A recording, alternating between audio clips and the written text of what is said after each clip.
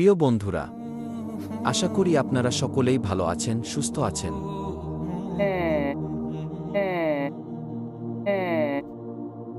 ফেরাউনের লাশ থেকে কেন এই অদ্ভুত আওয়াজ বের হল? বিজ্ঞান কি এর কোনো ব্যাখ্যা দিতে পারবে? কেন প্রতি বছর ফেরাউনের লাশের উপরে একটি ইঁদুর ছেড়ে দেওয়া হয়? কেন ফেরাউনের হাতের নখ এবং চুল বাড়তে থাকে? জানতে হলে ভিডিওটি সম্পূর্ণ দেখতে থাকুন। ফেরাউন কোনো ব্যক্তি বিশেষ নাম নয়। ফেরাউন হল মিশরের তৎকালীন বাদশাদের উপাধি। পৃথিবীতে অত্যাচারী ও খোদাদ্রোহী শাসকদের মধ্যে ফেরাউন ছিল অন্যতম। ফেরাউন শুধু অত্যাচারী শাসকই ছিল না, সে নিজেকে খোদা দাবি করত। আল্লাহর পরিবর্তে মানুষকে তার এবাদত এবং পূজা করতে বাধ্য করেছিল।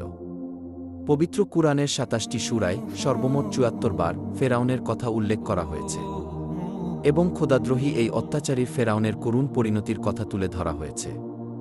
হজরত মুসা আলাইহিস সালামের কাছে ফেরাউন যখন যুক্তিতর্কে হেরে গেল, তখন সে ঘোষণা করল, আমি অবশ্যই তোমাদের হাত এবং পা অবশ্যই কর্তন করব এবং তোমাদের সবাইকে ফাঁসিতে চড়াব। যখন ফেরাউনের মন্ত্রিসভায় এই সিদ্ধান্ত পাশ হয়ে যায়, তখন মহান আল্লাহ রব্বুল আলামিন হজরত মুসা আলাইহিস সালামকে জানিয়ে দিলেন, হে মুসা, তুমি আমার বান্দাদেরকে নিয়ে রাত্রি যোগে বের হয়ে যাও, নিশ্চয়ই তোমাদেরকে পশ্চাদ্ধাবন করা হবে। অতঃপর মুসা আলাইহিস সালাম যখন তার কওম বনী ইসরাইলকে নিয়ে রাত্রিবেলায় চলতে শুরু করলেন, যেতে যেতে তিনি লোহিত সাগরের পাড়ে চলে গেলেন। অনেকেই এটাকে নীল নদ বলে থাকেন। জেনে অবাক হবেন, ফেরাউন যেখানে ডুবে মৃত্যুবরণ করেছে সেটি নীল নদ নয়, বরং সেটি হল সাগর। বাহারে আহমার, রেড সি বা লোহিত সাগরে ফেরাউনের মৃত্যু হয়েছে। কেননা আরবিতে নাহরুন শব্দের অর্থ হল নদী, আর বাহরুন শব্দের অর্থ হল সাগর। পবিত্র কুরআনেও বাহার শব্দটি ব্যবহার করা হয়েছে। হজরত মুসা আলাইহিস সালাম তার কওমকে নিয়ে যখন লোহিত সাগরের পাড়ে এসে দাঁড়ালেন, তখন তারা দেখতে পেলেন পেছন দিক থেকে দেয়ে আসছে ফেরাউন বাহিনী।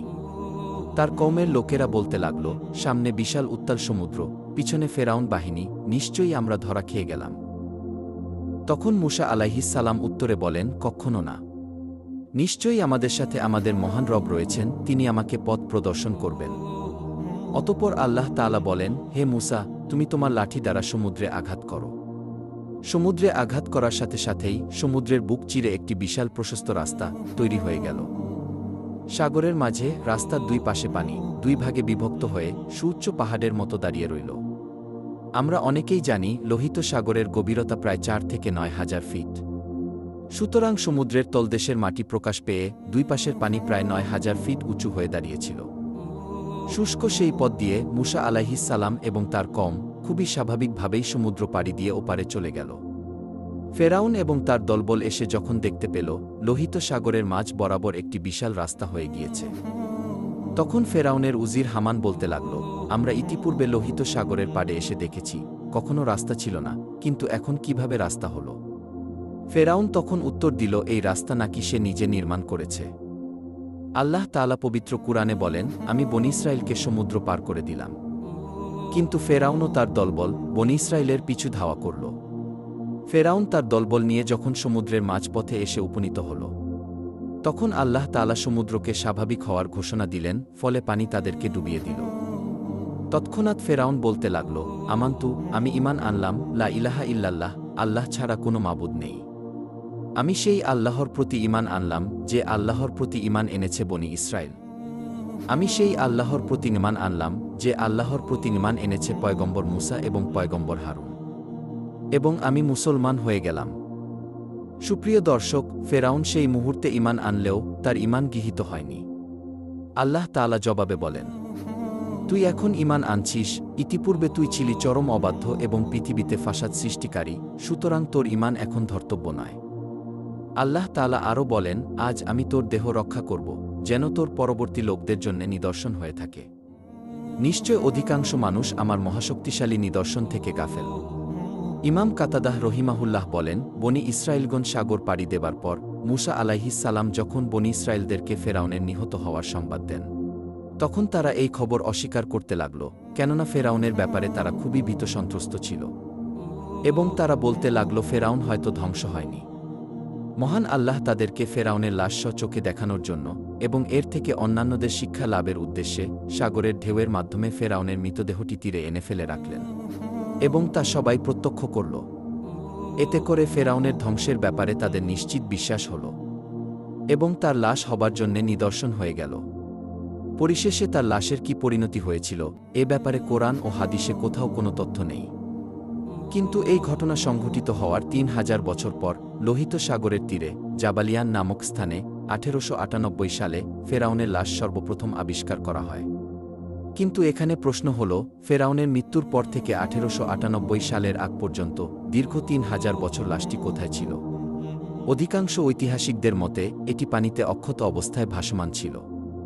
যাই হোক, অতঃপর এই লাশটির সঠিক তথ্য উদ্ঘাটনে মিশর সরকার দীর্ঘদিন গবেষণাগারে সংরক্ষণ করেন। অবশেষে দীর্ঘ গবেষণার পর মিশর সরকার ঘোষণা করেন এটিই সম্ভবত মুসা আলাইহিস সালামের যুগের মিশরের সবচেয়ে প্রতাপশালী খোদাদ্রোহী ফেরাউনের লাশ। বিশ্বব্যাপী এ সংবাদ ছড়িয়ে পড়ায় ১৯৮১ সালে ফ্রান্স সরকার ফেরাউনের লাশ নিয়ে উচ্চতর গবেষণার জন্য মিশর থেকে ফেরাউনের লাশকে রাজকীয় সংবর্ধনা দিয়ে নিয়ে যায়। ফেরাউনের লাশ লাল গালিচা সংবর্ধনা দিয়ে বরণ করা হয়। অবাক করা বিষয় হল, ফেরাউনকে ফ্রান্সে আনার জন্য তার পাসপোর্ট তৈরি করা হয়। পাসপোর্টে তার পরিচয় লেখা হয় মহান মিশর সম্রাট। এটা করা হয়েছে কারণ ফ্রান্সের আইন অনুযায়ী জীবিত কিংবা মৃত কেউ ফ্রান্সে পাসপোর্ট ছাড়া ঢুকতে পারে না। তাই এই নিয়ম মেনেই তাকে ফ্রান্সের ল্যাবে হাজির করা হয়। সেখানে বিখ্যাত সকল সার্জন ও বিজ্ঞানীরা সারারাত গবেষণা করে আবিষ্কার করেন এই লাশটির মৃত্যু হয়েছে সাগরে। তার শরীরে লবণের কণা পাওয়া গিয়েছে। সাগরে ডুবে মরা ছাড়া এমন সামুদ্রিক লবণ কণা পাওয়া সম্ভব নয়। এছাড়া তার কয়েকটি হাড্ডিতে চোটের চিহ্ন প্রমাণ করে বড় বড় ঢেউ রুখতে গিয়ে তার এই অবস্থা হয়েছে। ডক্টর মরিস বুকাইলিকে কেউ একজন বলেছেন, মুসলমানদের কোরআনেও এমন তথ্য রয়েছে যা মিশরের মানুষ সবাই জানে।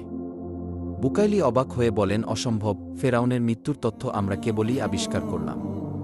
আজ থেকে ১৪০০ বছর আগে মোহাম্মদ কি করে এমন কথা বলতে পারে? পরবর্তীতে তিনি পবিত্র কোরআন খুলে নিজে যখন এসব আয়াত দেখলেন তখন তিনি খুবই হতবাক হয়ে গেলেন। সত্যিই তো হুবহু মিল রয়েছে।